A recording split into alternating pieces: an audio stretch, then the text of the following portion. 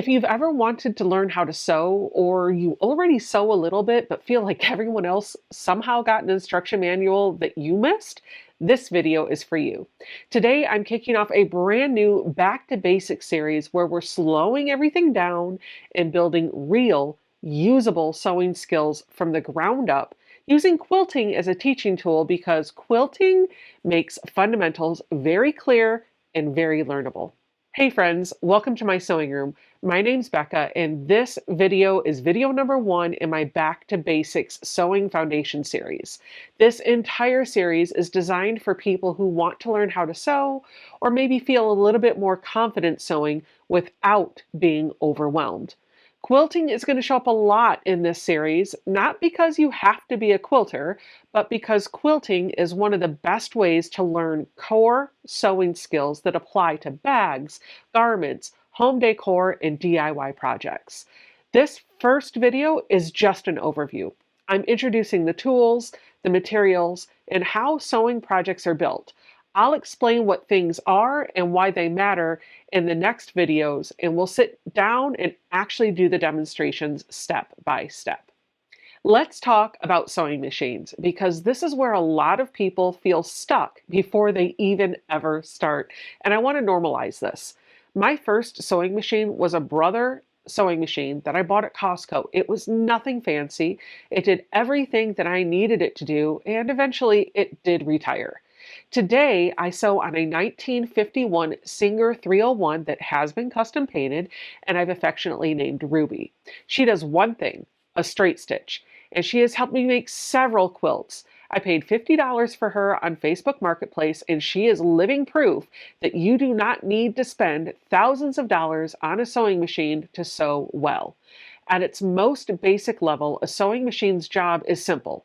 It moves a needle up and down through fabric while pulling the fabric forward in tiny, even steps. When you hear terms like stitch length, that just means how far the fabric moves between those stitches. Shorter stitches are tighter, longer stitches are longer, and almost every machine can adjust this. A standard presser foot is simply the basic foot that comes with the machine and holds the fabric down while you sew, and it is usually already even attached to the machine when you buy it. If your machine can sew a straight line, adjust the stitch length, and handle a few layers of fabric, you can sew quilts, bags, and many other DIY projects. If you're shopping for a sewing machine, you have options. Big box stores, local quilt shops, online retailers, or just buying used through places like Facebook Marketplace. Your budget matters here, and starting where you are is perfectly valid. If you're buying a machine used, I highly recommend test driving it or asking the seller to show you that it sews. That means seeing the fabric go under the needle, seeing the stitches form, and seeing and hearing the machine running smoothly. If you're really new to sewing, ask whether the machine comes with a manual because that little book will help you more than you realize later. If you're buying a machine new, many quilt shops offer classes with the purchase of a machine to help you learn how to use it, which can be incredibly helpful. And if all else fails, there's always YouTube University. Let me quickly explain how a sewing machine actually works in very plain language. The needle goes down through the fabric and underneath.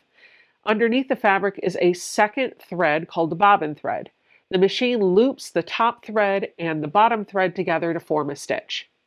There's a metal plate underneath your presser foot, and this is called the needle plate. It has markings on it to help you guide your seam allowances. And underneath that metal plate are metal teeth that are called the feed dogs. These small metal teeth pull the fabric forward as you sew. All of this probably feels a little intimidating right now, and that's okay. With practice, it becomes second nature, and even experienced sewists sometimes forget things. I know I do. If there's one thing that I felt like intimidated me when I first started sewing, it was troubleshooting when something goes wrong. When something goes wrong, skipped stitches, thread bunching, weird noises, it is almost never because you personally failed at sewing. Most issues really just come down to rethreading the machine, changing the needle, or cleaning out lint.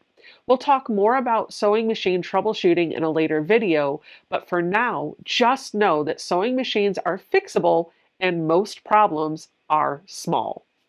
When it comes to essential tools, I'm going to share what works best for me and then remind you that there are many right answers.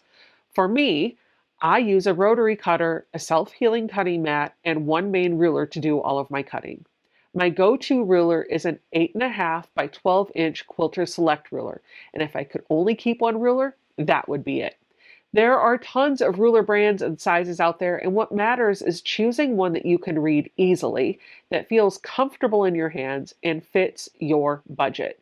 You do not need a huge ruler collection to start sewing, and if you want to go deeper on this, I've already done a video testing out 5 name brand rulers side by side, which I'll link down below.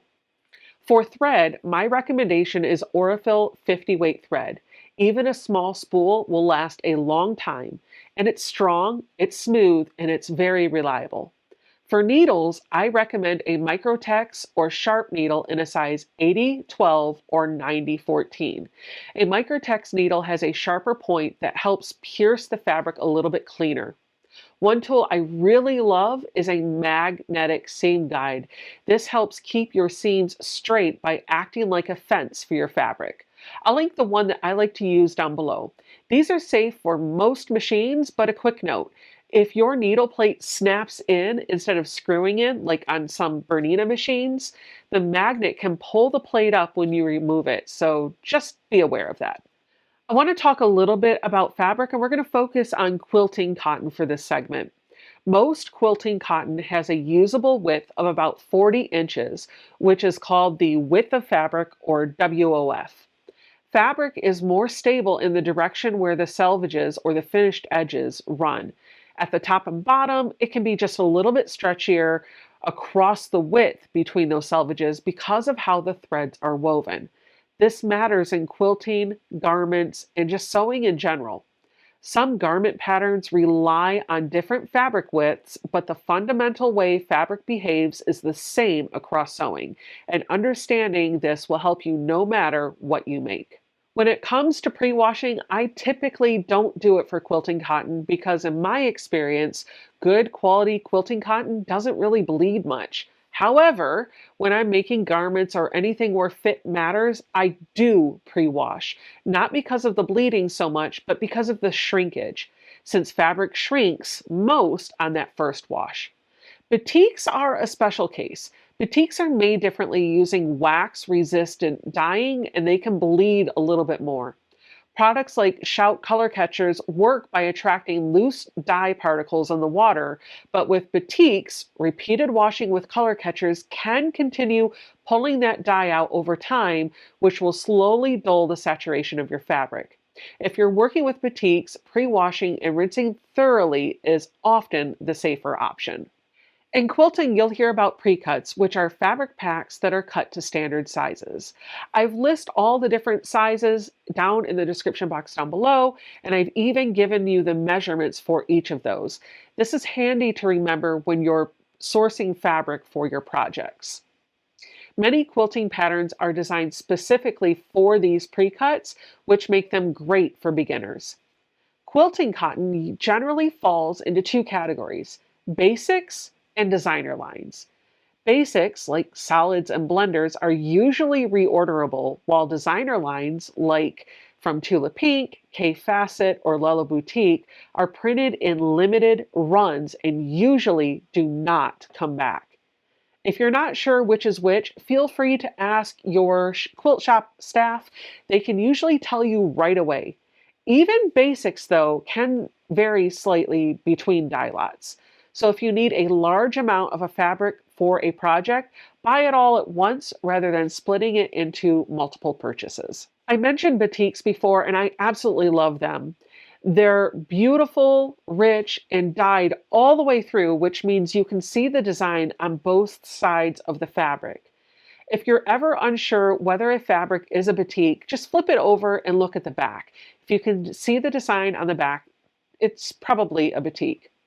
Because batiks are hand dyed, there's a natural variation across the bolt of fabric, and future dye lots can vary more than printed fabric, which is important to keep in mind when sourcing your fabric.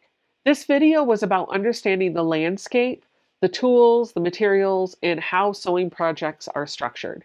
In video 2, we're cutting fabric together step by step, including how to read cutting instructions and use a rotary cutter and a ruler with confidence. In video 3, we'll sew and press together, focusing on those seam allowances and making pieces fit. In video 4, we'll take the fabric all the way to a finished project, including layering and clean edges, and I'll point out my full binding tutorial there. If sewing has ever felt confusing, I hope this video showed you that it's not magic, it's just a series of learnable skills. This is the foundation, and the hands-on work is coming. Make sure you're subscribed, check out the full Back to Basics playlist, and I'll see you in video number 2. Bye!